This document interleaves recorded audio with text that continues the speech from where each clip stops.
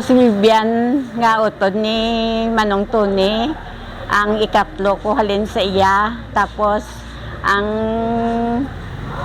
sang gamay pa na kami, upo na to kami sa ila ni Lolo sa Caridad. Bali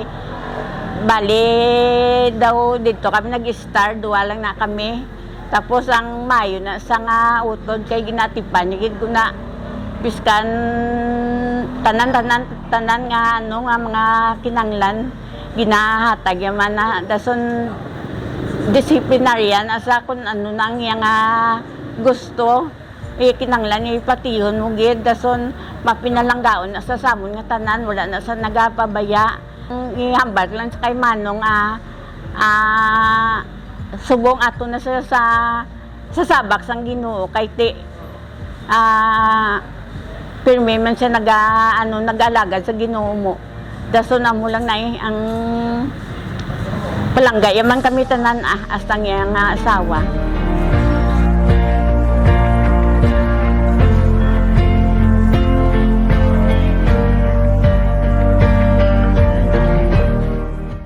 Ako gali si Lorna, ang ikalima nga utod ni Manong Tony.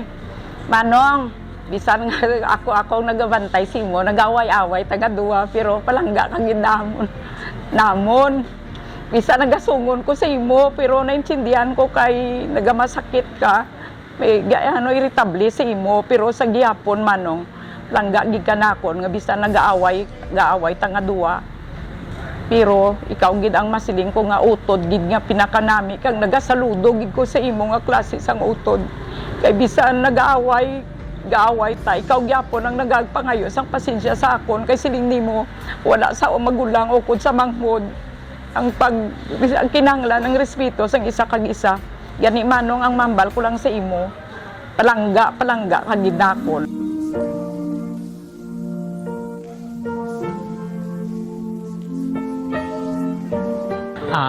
Ako gali si Nonong Pabilaryo, ang ika-anom sa amon magulutod. Ang amon ini nga napatay, siya ni ang amon kamagulangan. Para sa ako, no, ang pagkakilala ko sa akon utod nga magulang, isa ka responsable, mapinalanggaon, kag matatap nga amay. Kay nakita ko man no, sa iya nga pagdako. Bisan sing gamay man ni siya, amo man ni siya mapinalanggaon sa iya nga mga ginikanan. Di ako nakita nga ginhimo yagid ang yaman nga obligasyon para sa kabataan. Nakita ko ang bunga sang pagpadako sa kabataan nga natapos gid sa ila pag-eskwela kag subong nakaplastar na sila kag nangin manuswagon sila sa kada isa sila. Kag nakita ko nung ginasilingan isang Dios nga train up a child in the way he should go. And when he is old, he will not depart from it. Dira ko nakita no nga ginhimo yagid ang ina nga bagay nga gindisiplina niya ang iya kabataan para sa pagdako hindi na magtalang sa iya pagkakadtuan. May pagigid siya nga dapat niya nga himuon dapat nila nga himuon nga mangin matarong sila nga mga kabataan. Kag dira ko gid nakita no nga wala siya nagapabaya. Kag isa man siya no ka serbisyo gid sa Dios. Lapit gid siya sa Dios. Kay isang naka-retired na siya kag Mayo pa lawas nagaserbisyo gini sa Dios. Naga-service ni siya teaching sa sa presuhan nga kada semana kis aga kadto ginadto sa kag sa amon nga mga mulutod ginapadumdum gina kami wala ya kami ginapabayaan man ako nakita no nga bilang magulang nga amon nga utod kay wala na kami sang ginikanan siya ang silbi sa amon man ginikanan kag wala niya kami ginapabudlayan ginadumdum niya kami oras ang kalamidad ginatawgan niya kami para may balaan kung ano na ang sitwasyon namon. Di ako nakita no nga ang amon utod isa gid sa nga mapinalanggaon nga amon nga magulang kag nakita ko man nga palangga gid sa sang Dios amon nga sa iya nga pagdula diri sa kalibutan nakita ko gid nga wala na siya nabudlayan kay naibalaan ko nga handa siya nga magbalik liwat sa aton amay sa langit. No kag ako nakita no kag ang inyong ginambal ko matuod gid ini kay nakita ko gid ang ako mismo witness sa iya nga pagdako kag sa iya nga padagko sa iyang mga kabataan. Kag ang kabataan niya mismo amo man nagsunod man sa iya nga nangin maayo man sila nga mga kabataan. Ang unity ara sa ila kay nakita ko ang gusto sang ila ginikanan amo man ang gusto sa nila ginakanan nga amo lang himuon nga may ara sila pagkakaisa. Dira nga nakita nga, di ko nakita nga sa iya nga pagkapatay, wala ni silang budlayan, sila mismo nga magululutod, nagahimbon kung ano ang dapat nilang himuon. Na dira ko din nakita. Salamat.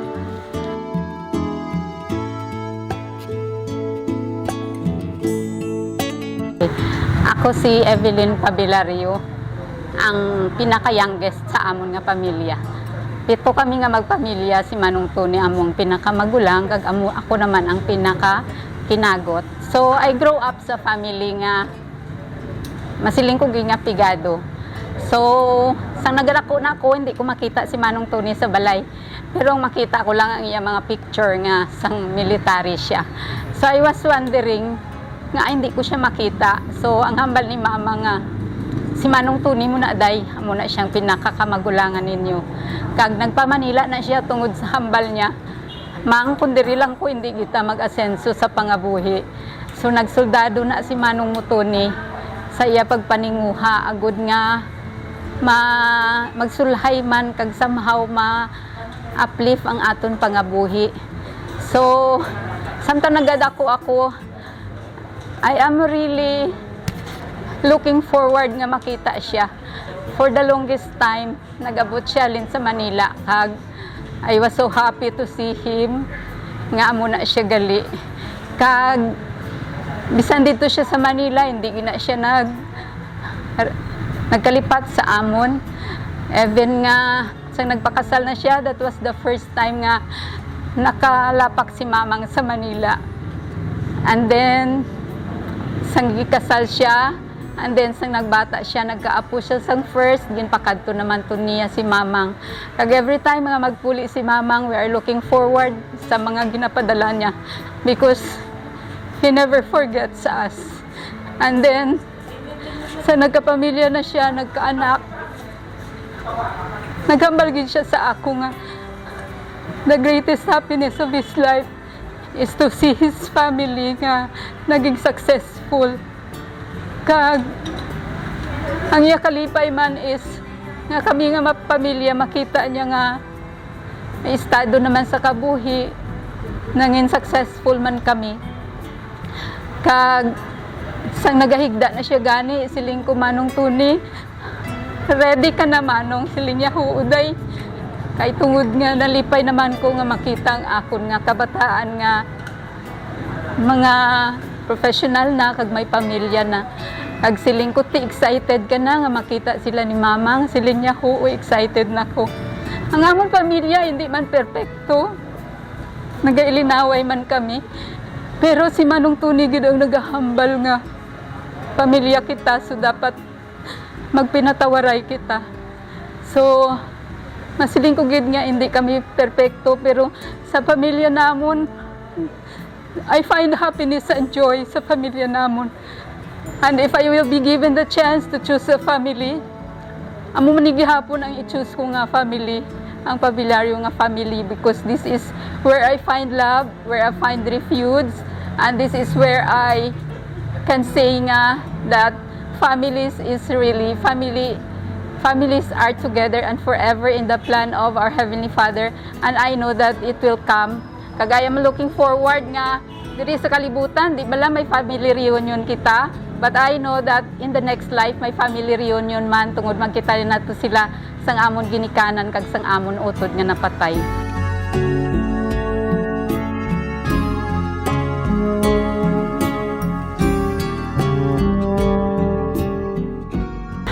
Ako si Antonio Jr., yung pangalawang anak ni Papang sa 4 na magkakapatid. And yung lagi ko naalala sa kanya, yung pagiging sa pagdidisiplina niya sa amin nung bata pa kami. Although stricto siya, pero mapagmahal siyang ama. At yung hinahangaan ko sa kanya, matiisin siya. And talagang nung sa kahirapan namin na ginapang niya kami para makapag-aral kami lahat, makapagtapos. And it all paid off naman. Maganda naman yung buhay namin, Pang. Kaya nagpapasalamat kami sa'yo. And yung talagang hinahangaan ko sa'yo yung pagmamahal mo kay Mamang up to the last hours of your life. Talagang si Mamang pa rin yung iniisip mo. And never ka nag-complain ng sakit. At kahit papano, although nakakalungkot, pero binigay din sa'yo ni Lord yung hinihingi mo na hindi ka mahirapan, hindi ka mag-suffer sa sakit mo. At kinuha ka niya na walang struggle, peacefully, na i-surrender ka sa Kanya. Kaya maraming salamat, Pang, sa pagiging ulirang ama at ulirang kapatid.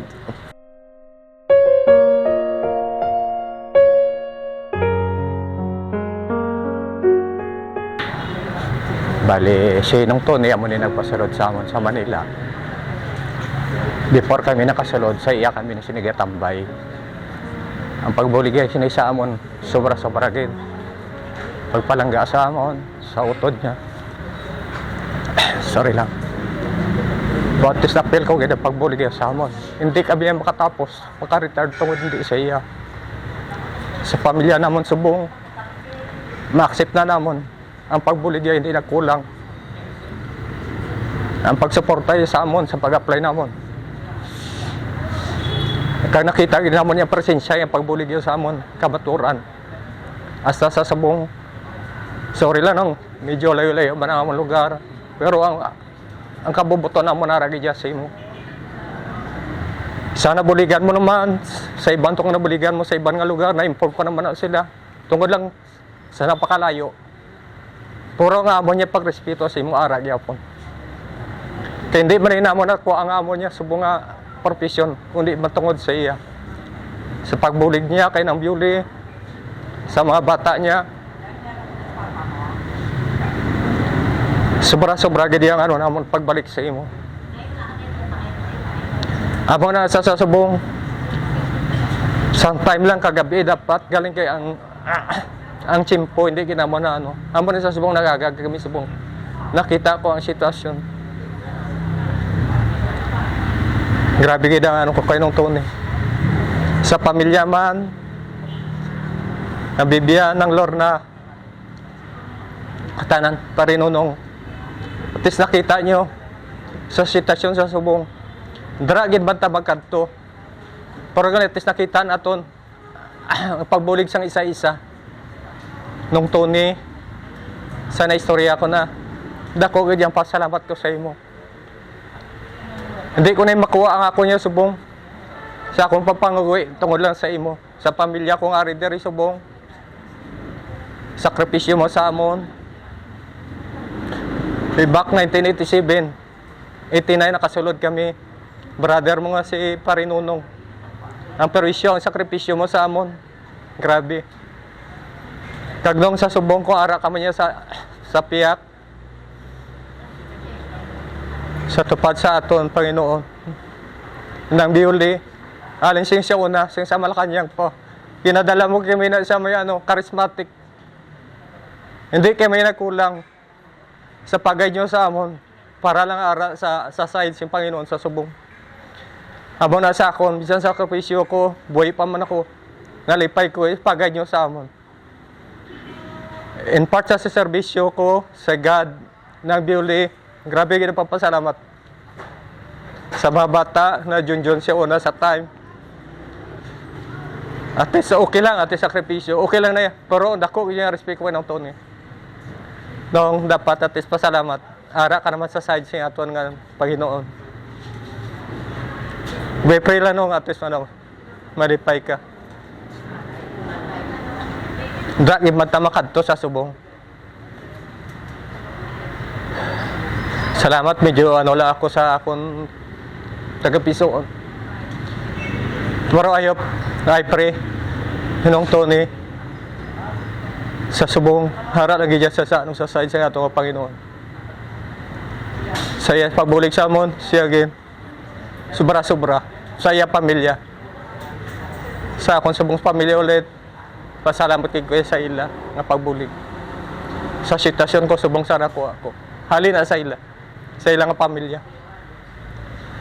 Amo ginabalik ko lang gyapon. In respect sa iya. Saludo ko. Long tunay ay salute yo. O damo gyud salamat paingaga. Long tunay ay salute yo. I respect you more than 100%.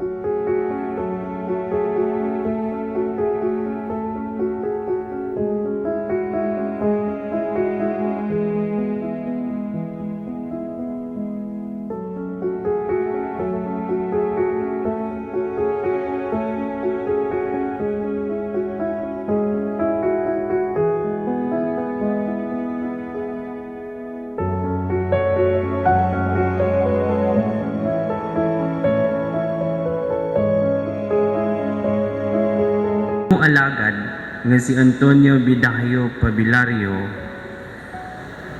nga nagtaliwan na sa sini nga kinabuhi makaambit sang kalipay sang iya pagkabanhaw. Ginapangayo namon ini sa imo paagi kay Hesu Kristo, imo anak kag amon Ginoo nga nagakabuhi kag nagahari upod sa imo sa kaisahan sang Espiritu Santo, Dios sa tanan nga mga tuig sang mga katuigan. Amen. Palihog maglingkod.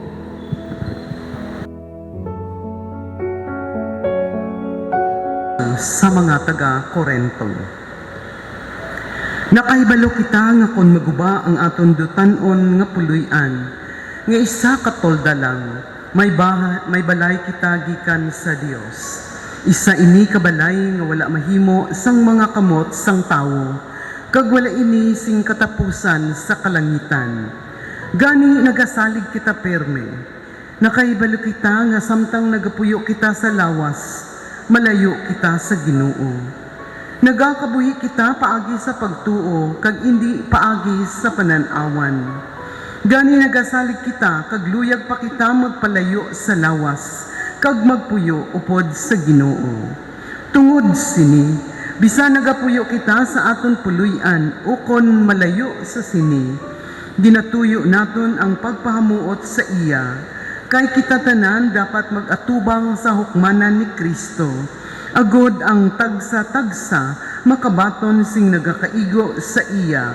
Suno sa iya nahimo samtang yara pa siya sa lawas, bisan maayo man ukon malain.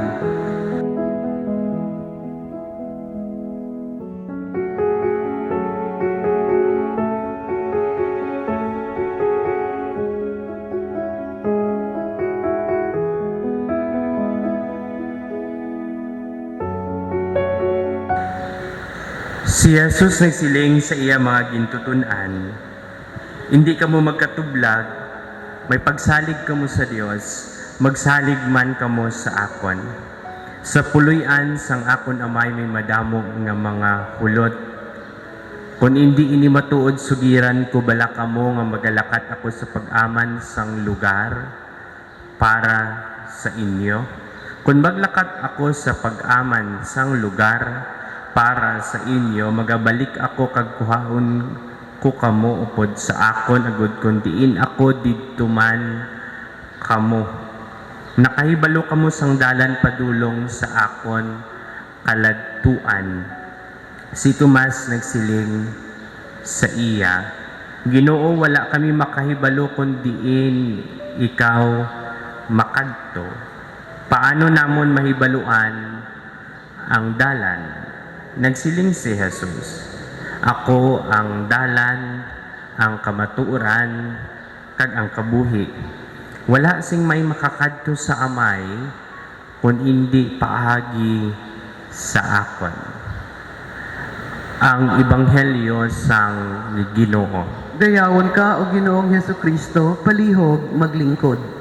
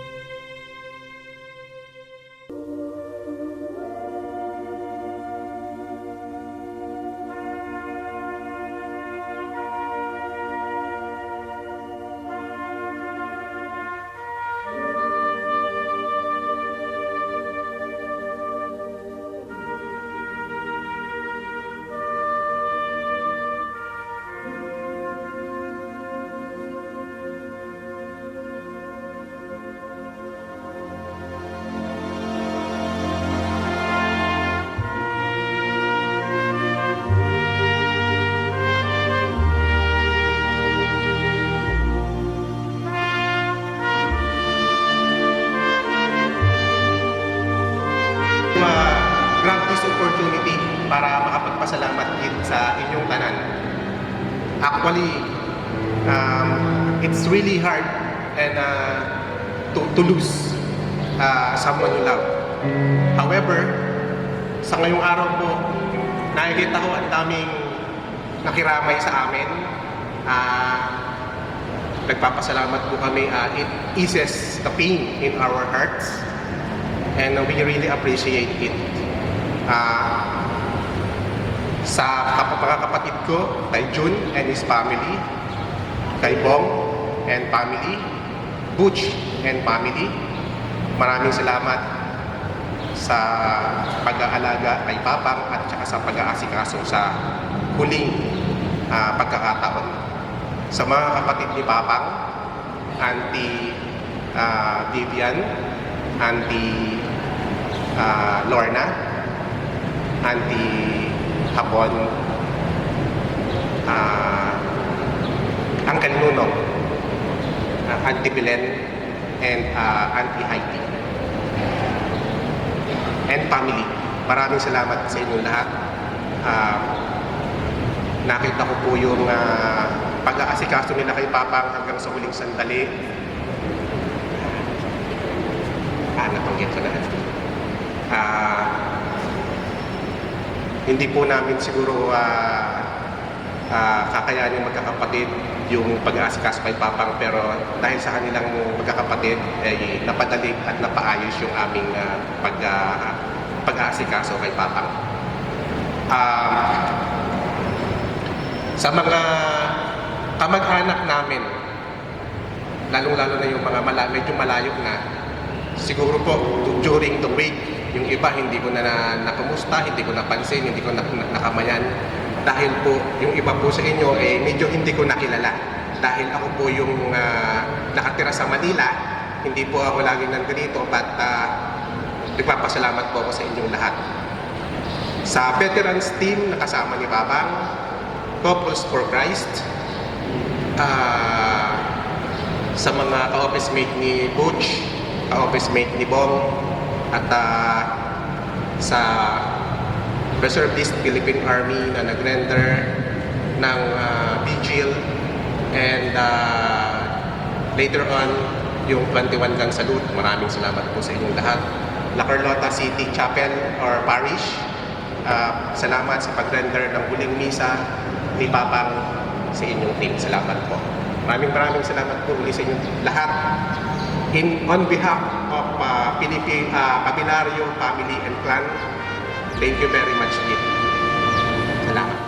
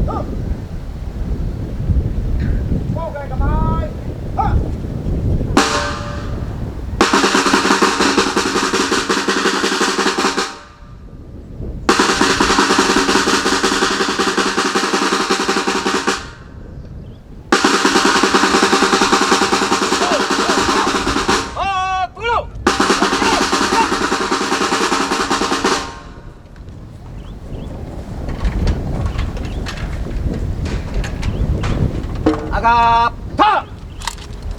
Da! Sipaut! Tok! Da! Sipaut! Tok! Da! Sipaut! Tok! Baba! Ha! Rap kaliwa!